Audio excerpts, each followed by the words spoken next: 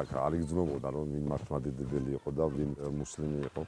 აქ იყო მხოლოდ ადამიანური ურთიერთობების გაგებული იყო სიტუაცია, მაგრამ როდესაც ხდება საზოგადოების მარგინალიზაცია სახელმწიფოს მხრიდან მუსლიმის თემის და გაუცხოების პროცესი როდესაც დაიწყო და ეს ძალისმიერი პოლიტიკა რომ ჩვენ მაინც გავაკეთებთ და რა თქმა უნდა ალბათ მოხდა ის რომ მართლმადიდებელი მეგობრებმაც ჩემმაც ამ ფეხისხმას აყვნენ სახელმწიფოს ამ ფეხისხმას აყვნენ და ჩვენ მაქსიმალურად ვცდილობთ რომ შევინარჩუნოთ ის ძველი მაგრამ ცოტა ძნელი ამ გადასახედიდან იმის თქმა რომ ყველაფერი არის რიგს მაგრამ აქ არ არის ტრაგიკულად საქმე აქ არის ადამიანური ურთიერთობები მაგრამ გვახსოვს ჩვენ ერთმანეთის წყენა მაინც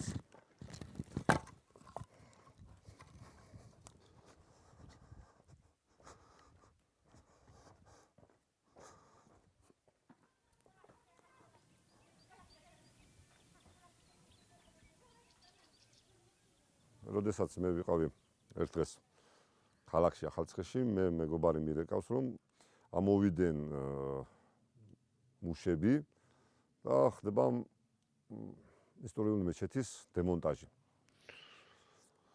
პოლიციის ჯაჭვი იყო შემოვლებული მეჩეთზე და მიმდინარეობდა სამუშაოები და ჩვენ გუბერნატორი საზოგადოებას უხსნიდა რომ არ ქონდა აზრი წინააღმდეგობის გაწევას რაც არ უნდა მომხდარიყო და მე კარგად მახსოვს მისი სიტყვები რომ დაისჯებოდა ყველა ვინც კი ამას შეეწინააღმდეგებოდა მატულობდა მღელვარება იქიდან მოდიოდა გამომწვევიად ახლა აღარ მახსოვს ზუსტად მაგრამ მაშინ ძალიან გამომწვევი სიტყვები თქვენ არაფრის გამკეთებლებო რომ წადით სახში საქმე არ აქვს ჩვენ ამას მაინც დავშლით მაინც გავაკეთებთ ძალოვანებმა როდესაც დააპატიმრეს ერთ-ერთი მუსლიმი მოყვა ამას შემდეგ ის დაპატიმრებები შეესწრო დანარჩენიც 14 პიროვნება დააპატიმრეს იმ დღეს აპატიმრებდნენ ყველას თუ ვინმე შენიშნავდა რომ აქტიურობდა რაღაც აი პროტესტს გამოთქვავდა ხმამაღალს დაშინების მიზნით საზოგადოების დაშინების მიზნით რომ შემდგომი სიტუაცია არავის გაებედა პროტესტი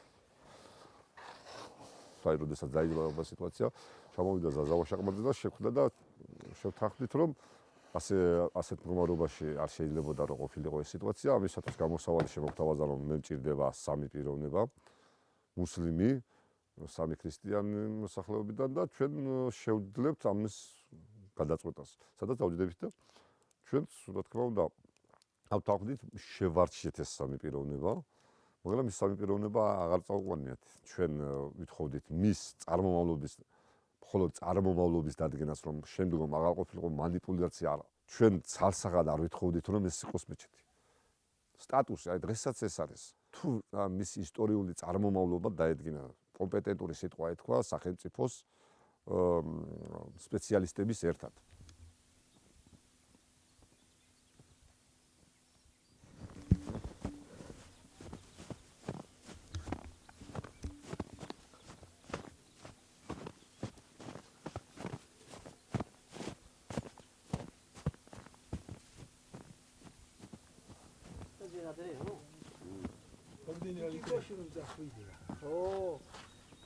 Sari da quali da chi?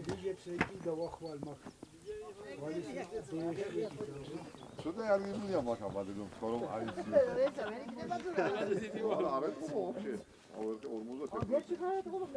Va vadriyasi da sa. Çaveli.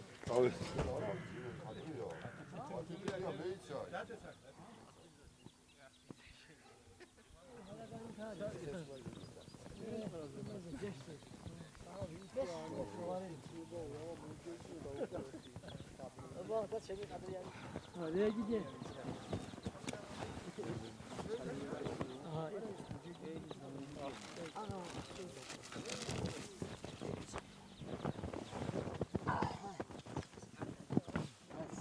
ლოცულებს წელწად ნახევარია უკვე ახლა ლოცულებს ეზოში სიცივეში თუ წვიმაში თუ გარბუხში ლოცულებს გარეთ ახლა ის ღობე შემოაკრეს ახლა ღობე გარეთ ლოცულებთ და მე ასე მწვალობთ და დაგობთ რა ვიცი რა გითხრა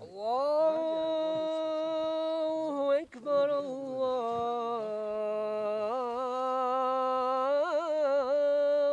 ekber Şehadu en la ilahe illallah ქრისტიანი მოსახლეობა გაგვეწინააღმდეგნენ. კი შემტკივოდა გული, მაგრამ რა ვიცი ახლა როგორც ასეთი არ დაუსპირისპირდეთ ეს ერთმანეთთან, კაი მეზობლობა ქონდა, რამე ქონდა და არ დაუსპირისპირდეთ, მეთქი უფრთხილდებოდი მაგას რა თქმა უნდა. იმის შემდეგ ცოტა ვეღარ ვარ, რომ და ისე ვეღარ ვარ ახლა. როგორ გითხრა? იმის შემდეგ რაღაცნაირად მოვიშალენ რა. ნაწყენობა ჩამოვარდა ნაწყენობა, როგორ გითხრა? ნაწყენობა ესე იგი. ჩვენსა და მათ შორის სარწმუნოების გამო ვისმეს რამეს არ უშავებთ, რამეს რა ვიცი ვისმეს წინაშე რამეს არ ვაშავებთ, ლოცულეთ ღმერთის წინაშე.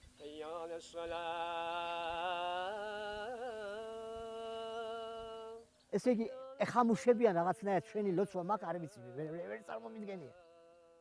მე არ ვშურს მაგათი ლოცვა, მივიდ სადაც უნდა იქ ილოცოთ, მე სადაც მინდა იქ ილოცავ. მაშინაც კაი რაღაცა ჩხუბი დავით არაბა მოგვიხდა. ეს ამოვიდა სამღვდელოებიდან, ამოვიდა ღდელი, ამოვიდა ნიკოლოზი, ამოვიდა რამე აქეთი. ვიკამათებთ, ვიჩხუბეთ და მაგან ღობე შემოაკრა ესე იგი და დაგვემუხრა პირადად, დაგვემუხრა შიგნით რომ შეხვი, მე პირადად ამემუხრა. შიგნით რომ შეხვიდე, ფეხებს მიგამტრევო ესე იგი. მე ვარ 70 წლის კაცი და ერთ-ერთი ლოცველი მრევლი ვარ მეც. და დამემუხრა ესე იგი, როგორც ასეთი, ლოცველი შეხვიდე, შიგნით ფეხებს მოგამტრევო. და აღარ შევედი ახლა მე თქვი რომ ბერი კაცი მე მართლა ახლა ამ მიწურულ ხანს რომ რაღაცა მომიხდეს ჩხუბი რაც არ მინდა დაპირისპირება უბრალოდ. და დავდექით ღობეს გარეთ და მოცულეთ რა გვექნა. მე თავზე ძალა არ არის და რა ასიზან.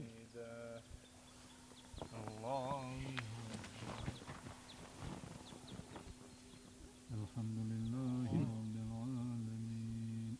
Ar-Rahmanir Rahim. Maliki yawmiddin. Iyyaka na'budu wa iyyaka nasta'in. ვერ მიიღო ვერანაირი გადაწყვეტილება კომისიამ ვერ მიიღოს ვაფშე. ესე იგი ააშენეს ახალი ჯამე და ჩვენ მაგით როგორ გითხრა მოგვიშორეს თუ რაცა გაგვისტომეს ესე იგი და ამაზე ერთ მაგალითს მოგიყოლებ თუ კარგად გამიგებთ ესე იგი მე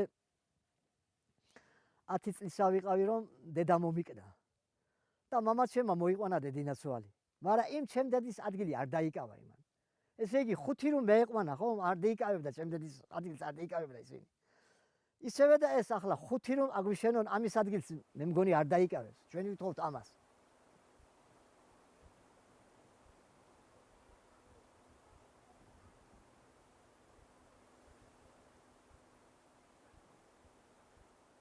გაფრთხილება მომწეს პირველი განცხადებით, რომ აღნიშნულ ადგილზე, სადაც თქვენ საუბრობთ და ბრძანეთ, იმ ადგილიდან გავუცლოდით ჩემი იმით რევლით და გადავსულიყავი, სადაც რომ აშენებდნენ იქა. მე როგორც რევლი გადასწყვეტ და მე ისე ვაკეთებდი თავისთავად. თვითონ განცხადებაში იყო თავარი დეკლარას ხელმოწერა იყო თქვენ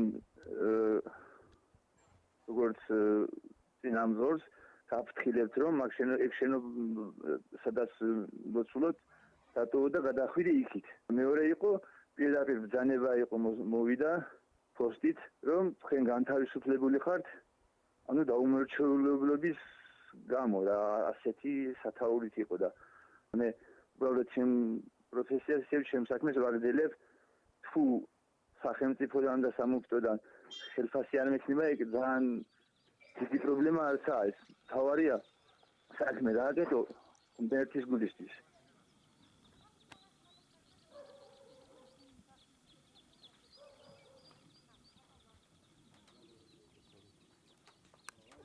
ჩვენ გადავწყვეტეთ კომისიაში რომ დაიხუროს კედლები რომ არ დაინგრეს დაიხუროს ეს მეჩეთი ირგვლივ შემოიღოს ღობე იქნება თუ დაიფაროს ეს რომ პრობლემა არ იყო და პირუტყვი არ შევიდე შიგნით და მე ახლა რაც იყო შესაძლებლობა მაქსიმუმი გავაკეთეთ ჩვენ ამას. მე ვთხოვე რომ ახალი მეჩეთი როდესაც გავხსნით ვილოცოთ იქა და გადადი შენ როგორც წინამძღვარმა გაუძახი მრევლ საზოგადოებას იყოს ურთიერთსიყვარული შევარიგოთ ეს საზოგადოება ერთხელ და სამუდამოდ მიუხედავად რამოდენიმეჯერ გაფრთხილებისა და მრევლის ხოვლისაც მიუხედავად ამ ადამიანმა იგივე განაგრძო რომ არ მივიდა და არ დაიწყო ლოცვა არ ილოცა ფაქტურად როდესაც სალოცავში არ მუშაობს წინამძღვარი და არასრულად უფროსის დავალებას, რა თქმა უნდა, ხელფასი ავტომატურად იწყდება, ხო? ამ ადამიანმა გამოიჩინა დაუმორჩილებლობა და ახლა თქვენ რო იყოთ რა ხიზამით, აბა იმედივართ რომ ეს ყველაფერი იქნება მომავალში შედეგიანი და ესმრევლით მივა და ილოცავს იმ მეჩეთში, ახალ აგებულ მეჩეთში ისევ იქნებიან გაერთიანებული, იქნებიან ერთად და არანაირი პრობლემა აღარ იქნება. მე ამის იმედი მაქვს.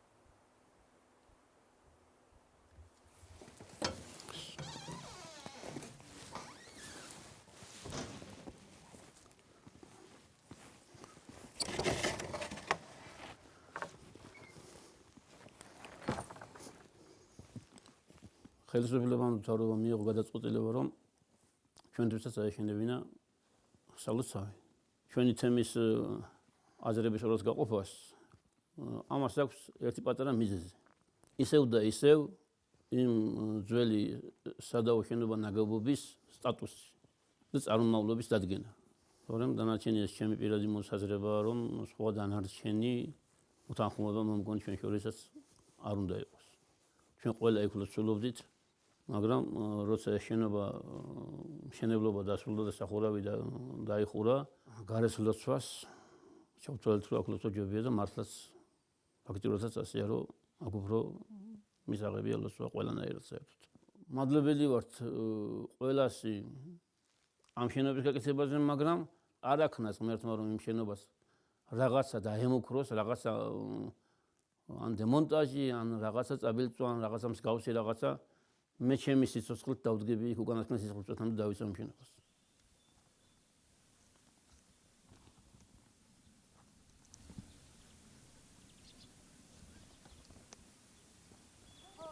იმ დღეს, როცა გამგეობა მოვიდა, ის მოყვა სამმართველო იყო მთელი რეგიონის სამმართველო იყო მობილიზებული და ამ დროს ზარი შემოვიდა და მირეკავდა სამხრეთ კარიბჭის ჟურნალისტი. ხომ არ შეგეძლია რომ მითხრა რა სიტუაცია მოხდა და მე პირდაპირ ვთხარი რაც იყო ესე იგი რომ მე ამეყვანეს და გადავყავარ სამმართველოში და როგორ განვითარდება შემდეგში მოვლენები მე არ ვიცი მეთქი და ამან გამოიწვია იმ პოლიციელების გაღიზიანება რომელიც მომყვებოდნენ მანქანაში ვიდებოეთ უკვე ის პერიოდი იყო და პირდაპირ შემაგინა რომ გამოართვი ტელეფონი ამის დათარიდედაო. ჩემს შემდეგ მოაყოლეს 13 პიროვნება კიდე. ჩაგვიყვანეს რაიონში, იქ თემურიზე იყო მაქსიმალური, ესე იგი, არაადამიანური ფიზიკური შეურაცხყოფა, არაადამიანური ასე ესე იგი. დღესაც ყურებში მიდგას იმის ხმა, ესე იგი, რომ აი რაზე მკლავს რომ აღრიალებდნენ რამოდენიმე პიროვნება პოლიციელები ფეხებით იყვნენ შემდგარი ბავშვს. და ამას პირდაპირ ვისმენდი. ეს არ დამოწყდება ჩემს ცხოვრებაში და ნუ არ ვიცი ახლა დრო ალბათ რაღაცას თავისებურად, მაგრამ ძალიან დიდი უარყოფითი შტაბი-ჭრილება დატოვა ჩემში თლათ ჩვენი სახელმწიფოს სამართალდამცავი ორგანოების წარმომადგენლებს.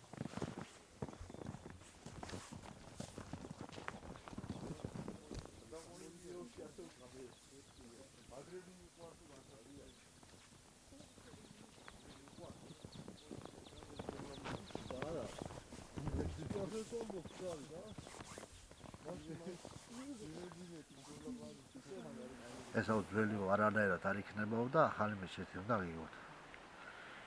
რაზეც სხვა გზა გამოსავალი აღარ იყო და დავეთანხმდეთ. პირველობა მოგცეს რომ იმ მეჩეთს ისტორიულ მეჩეთად გააფორმებდნენ და დალუქავდნენ და ახალ მეჩეთში ვილოცავდნენ. ის მეჩეთი გადაეცემა ძეგლთათაცვის სამინისტროს და ამ მეჩეთში ვილოცავთ აცი პარასიურით და ყველა მასალა ყველაფერს. არ ვიცი მაგის ის არ რატომ გამოხდა ასე გაყოფა, მაგრამ ძირითადი გაყოფის მიზანი არის ის, რომ იმ მეჩეთს უნდა დაერქვას თავის სახელი. თუ საჭირო გახდა მეც იქ გადავალ. და მე დავდგები, სადაც სიმართლე დგას.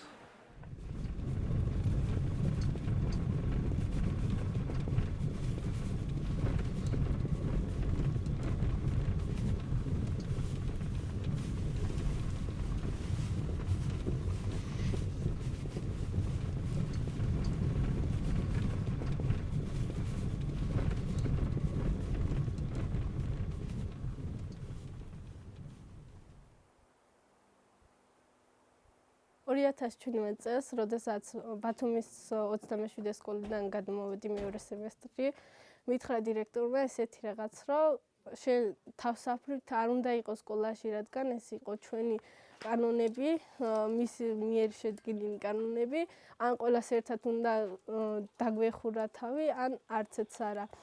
და მე შენო ერთს განსხვავებულს ვერ მიგიღებ ამ სკოლაშიო. ისევ არის დისკრიმინაცია და კიდევ გრძელდება ეს ჩვენ სოფლებში.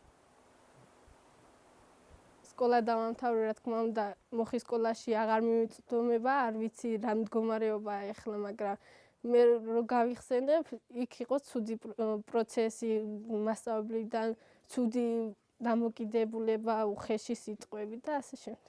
გამოდიოდა საჯარო პროცესებში და ამბობდა, რომ მოხეში არ უნდა იყოს ჯამე, რადგან ეს იყო საქართველოს სირცხვილი.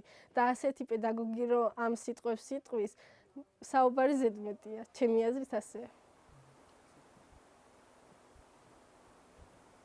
ისლამოფობიური გამოხტომები ნათია მასწავლებელისგან ყოველთვის იგრძნებოდა, თუნდაც მეჩეთთან დაკავშირებით ის ყოველთვის ცდილობდა რომ თავისი პოზიცია ასე ვთქვათ დაემალა, მაგრამ მაინც თვალსაჩინო იყო მისი დამოკიდებულება მუსლიმანი მრევლის მიმართ, თუნდაც ეს მეჩეთთან დაკავშირებით ყოფილიყოს და თუნდაც სკოლაში თავია მისი სახე სრულად გამოამჟღავნა, როდესაც თეონას თავსაფრის მოხდა თქვა. ბავშვებს შეგვეძლო, გავსულიყავით და გველოცა. როცა გაკვეთილები დაგვიმთავრდებოდა და როდესაც ქალბატონი ნათია მოვიდა სკოლის სათავეში დირექტორად და აკრძალა ეს ყველაფერი, რაც უფლება არ აქვს ამ ყველაფრის მუსლიმანს შეუძლია, კი მესმის რომ სკოლა არის და არ შეიძლება სკოლის გაცდენა და გახვიდე და ილოცო, მაგრამ როცა ბავშვს დაუმთავრდა სკოლა, ეს უკვე მისი უფლება არის, გავაილოცავს მეჩეთში აღავლენს ლოცვას თუ რას გააკეთებს და ამას უკვე კრძალავდა და ამ ხრივაც თუ იმშელებთ არ არის ადეკვატური.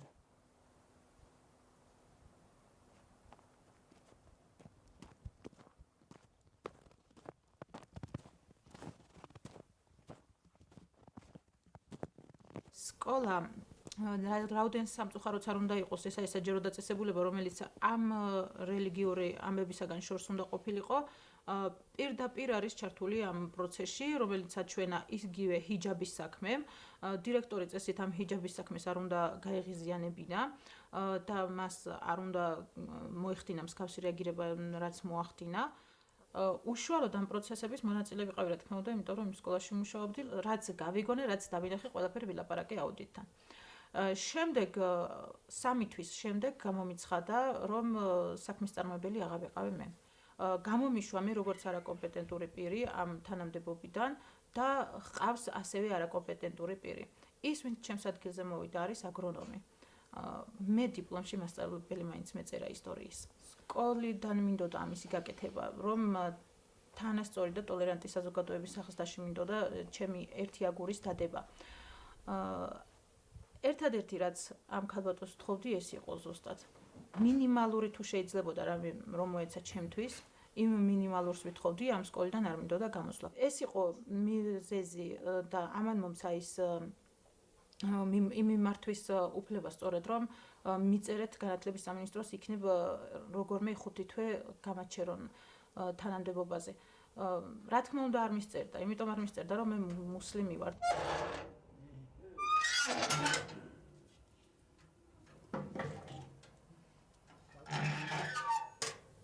1986 წლიდან ამ სკოლაში მუშაობ, ხოლო პედაგოგიური მუშაობის 58 წლის სტაჟი მაქვს.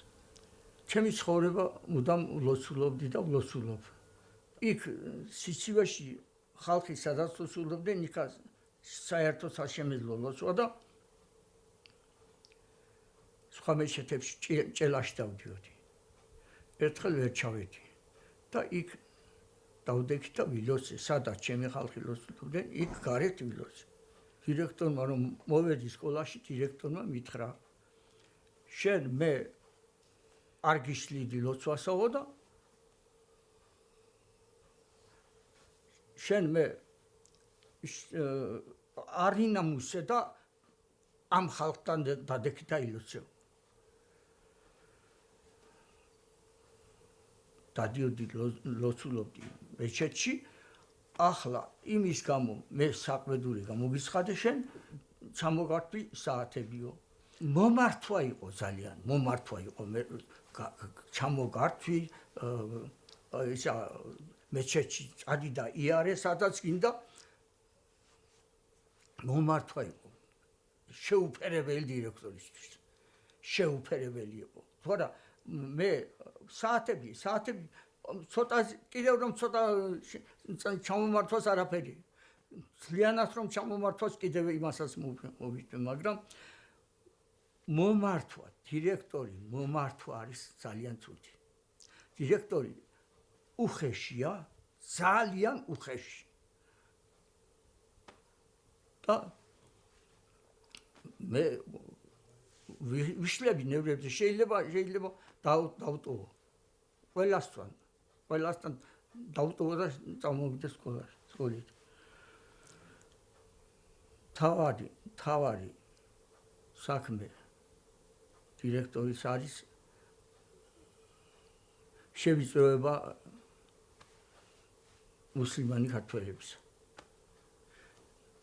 ჩვენ არ უნდა გვიშლიდეს ხელს სარწმუნოება.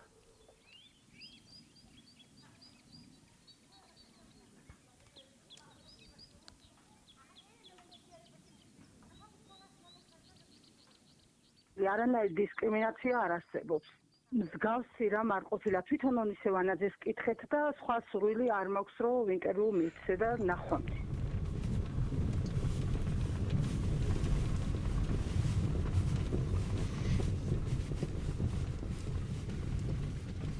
სამცხე-ჯავახეთში განვითარებული მოვლენები ბოლო წლების განმავლობაში ჩემთვის პირადად ძალიან მტკივნეულია. რამე თუ ჭელის მოვლენები, მოხის მოვლენები, სოფელ ადიგენის მოვლენები, ასევე მოხეში სკოლის დირექტორთან კიდე დაკავშირებული მოვლენები, ყველა ეს ერთობლიობაში იმაწუხებს და მტკივა. რეგიონში დამსახურებული პედაგოგი თემური ბერიძე, რომელიც იყო წლებით მოხის დირექტორი და მუშაობდა ამ თანამდებობაზე, სრულიად საეჭვოდ იქნა ეს პიროვნება გათავისუფლებული და დღესაც ანალოგიურად გრძელდება ანუ მე არ მინდა ეს სიტყვა ვიხმარო, მაგრამ მუსლიმი თემის მასწავლებლების წარმომადგენლების ანუ გამოთავისუფლება სკოლის პედაგოგების ასე რომ ვთქვათ კაბინეტიდან და ფიქრობ სახელმწიფომ უნდა გაამახვილოს ყურადღება ამაზე და მეტი დრო უნდა დაუთმოს. აბსოლუტურად სხვა ადამიანები მოხდნენ იმ კომისიაში, ეს სამი პიროვნება, რომლებიც საზოგადოებამ აგვირჩია, ანუ იგნორი გაგვიკეთეს და გამოგთიშეს ჩვენ ამ მოლაპარაკებას. შესაბამისად მივიღეთ რა? მივიღეთ ის, რომ მათ არ ვიცი რა მოლაპარაკებები აწარმოეს, აშენებენ ახალ შენობას, როგორც ამბობენ, ახალ მეჩეთს. მე ზოგადად მეჩეთის წინააღმდეგი არ ვარ. მაგრამ მე წინააღმდეგი ვარ საზოგადოების გახლეჩის, საზოგადოების დაპირისპირების, შედეგი იმ ბრძოლისა, რაც რომ საზოგადოებას აინტერესებდა, გადაუჭრელია დღეს კიდევ და პრობლემა ისევ პრობლემას რჩება. ანუ შენობა ისევ სადავო შენობა არის და პრობლემა მოუგვარებელია.